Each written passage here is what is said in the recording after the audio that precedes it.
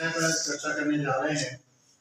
हमारा विषय है संख्या रेखा पर अपरिमेय संख्या को व्यक्त करना।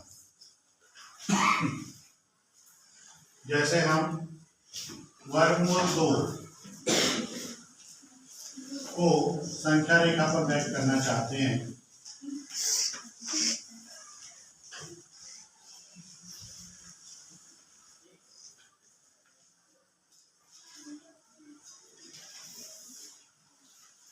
तो अपरिमेय संख्या क्या होता है पहले इसको समझ लेते हैं।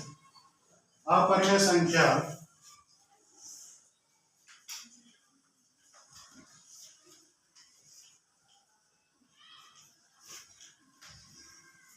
अपरिमेय संख्या मतलब जो संख्या परिमेय नहीं है। परिमेय कौन सी संख्या होती है?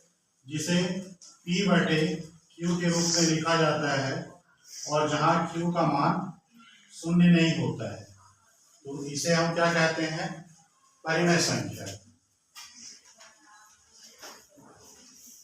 परिमेय संख्या। और जिसे P बटे Q के रूप में नहीं लिख सके, ऐसी संख्या को हम कहते हैं अपरिमेय संख्या। तो जिसे परिमेय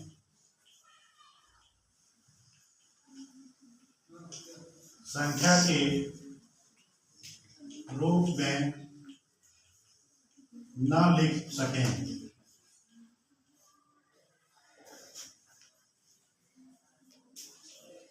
अपरिमेय संख्या कहलाती है।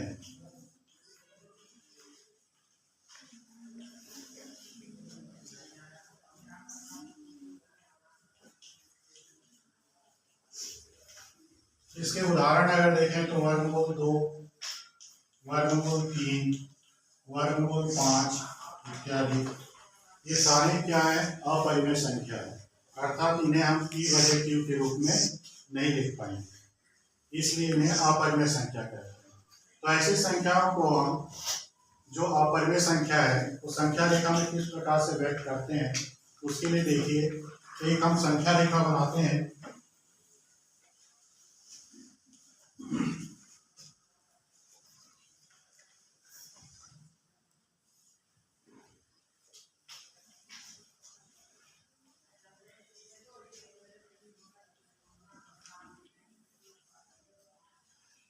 इस तरह से हमने एक संख्या रेखा बना लिया है। शून्य के दोनों ओर हमने संख्याओं को व्यक्त कर दिया है। हमको किस संख्या को व्यक्त करना है? वर्गमूल 2 को। इसको देखिए कैसे व्यक्त करेंगे।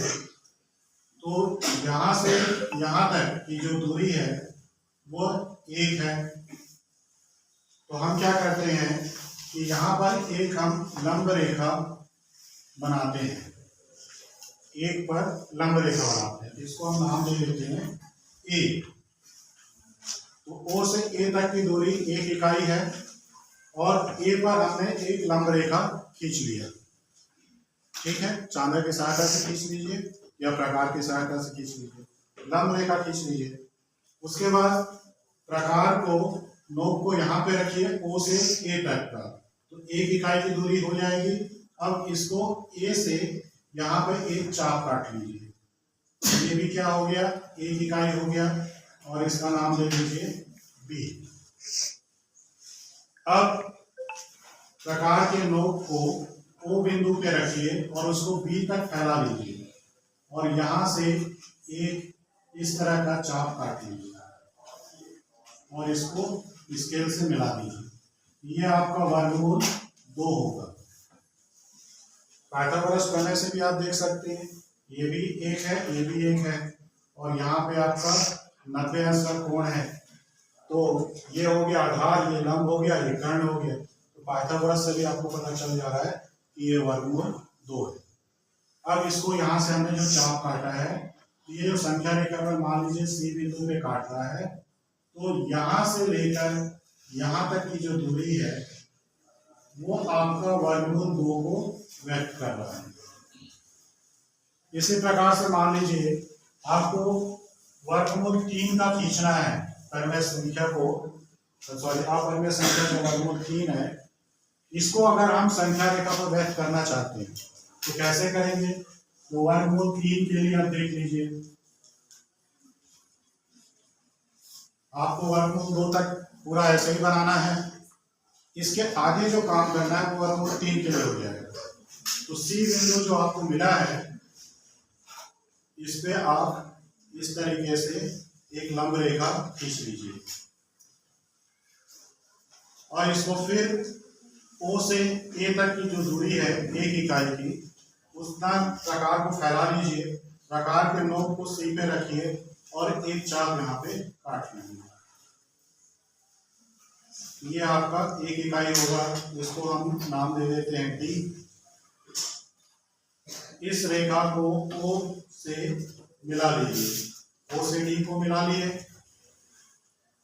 अब O बिंदु पर फिर से प्रकार का नोक रखिए, प्रकार को फैलाइए D तक और एक चाप फिर से काटिए। तो ये चाप आपको इस तरह से कटा हुआ मिलेगा जो E बिंदु पे संख्या रेखा पे काटेगा।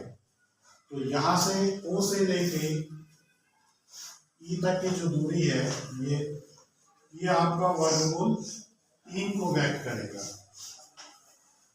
तो इस तरह से हमने देखा कि जो हमारे अपर्याप्त संख्याएं हैं उनको हम संख्या रेखा में किस प्रकार से व्यक्त कर सकते हैं।